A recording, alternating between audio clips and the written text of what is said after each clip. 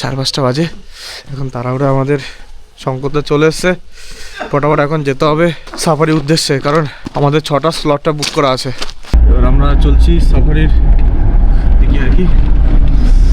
জনের এক একজনে কিন্তু 2430 টাকা করে লাগে জলদাপাড়া ন্যাশনাল পার্কের চার্জ। এটা ডকুমেন্টসগুলো সব ফিল আপ করে নিলাম, যতজন আমাদের মেম্বার আছে, দেন আমাদের জিপে ওঠাবে।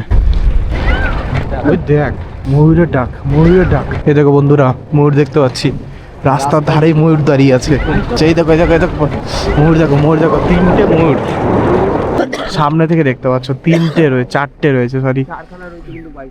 ম্যাক্সিমাম পিককগুলো দেখুন গাছের উপরে, এটা তুলো গাছ, তুলো গাছের উপরে কিন্তু বসে আছে, দেখো ওরা।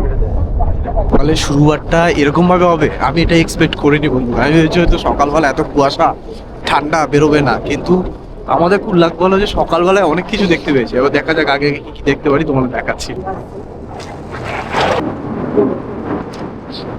আর এর হচ্ছে আমাদের ওয়াচ টাওয়ার। এই হাতি হাতি হাতি হাতি এখানে দাঁড়িয়ে আছে, খাবার খাচ্ছে।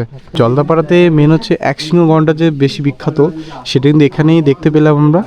ওই যে চলে যাচ্ছে, ক্যামেরাতে সেরকম দেখাতে পারলাম না। সব দেখতে পেয়েছি আজকে, মানে ম্যাক্সিমাম সকালে শুরু হতে এত কিছু দেখতে পারবো, এটা আনএক্সপেক্টেড ছিল। এই এলাকাটা দেখো একবার, কি অপূর্ব দৃশ্য, অপূর্ব প্রকৃতি, যে সৌন্দর্যটা তোমরা এখানে দেখতে পারবে। এখানে হাতিটা রয়েছে, খাবার খাচ্ছেও, আর এখানে জিপগুলো। জলদাপাড়া পুরো ন্যাশনাল পার্কটি 216.51 বর্গ কিলোমিটার জুড়ে বিস্তৃত এলাকাটা পুরো।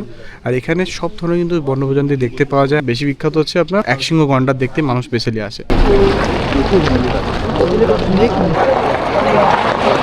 এই যে বার্ক ইন্ডিয়া দেখতে পাচ্ছি আমরা সামনে থেকে। এই গেট থেকে ঢুকেছিলাম, এই দিকটাই গেছিলাম বন্ধুরা, ঠিক আছে। এখন আমরা এই দিকটা যাচ্ছি।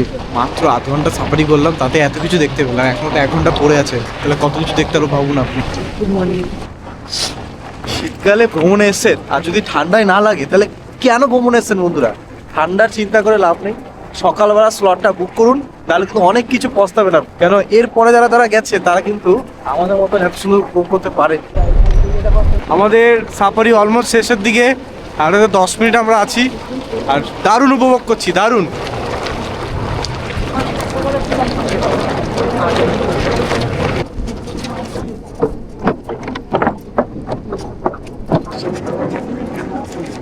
ওকে বন্ধুরা, আমাদের ট্রিপ শেষ। এখানে সাফারি করতে চান তাহলে 2টো গেট দিয়ে করা হয়, একটা জলদাপাড়া এই গেটটা থেকে, আর একটা হচ্ছে মাদারিহাট। কিন্তু সবাই বেশিরভাগ মাদারিহাটকে চেনে। মাদারিহাটে করার থেকে সবথেকে বেটার বলবো জলদাপাড়া এই গেট থেকে করবা, যেটা 0 কিমি। সকাল 5:30 থেকে বিকেল 5:30 অবধি রাইড কিন্তু হয়। ফার্স্ট ট্রিপের টাইম হচ্ছে 5:30, সেকেন্ড ট্রিপ 7:30 সকাল, থার্ড ট্রিপ দুপুর 2টো, আর ফোর্থ ট্রিপ 4টের সময়, ঠিক আছে। এই হচ্ছে প্রাইসটা লেখা আছে।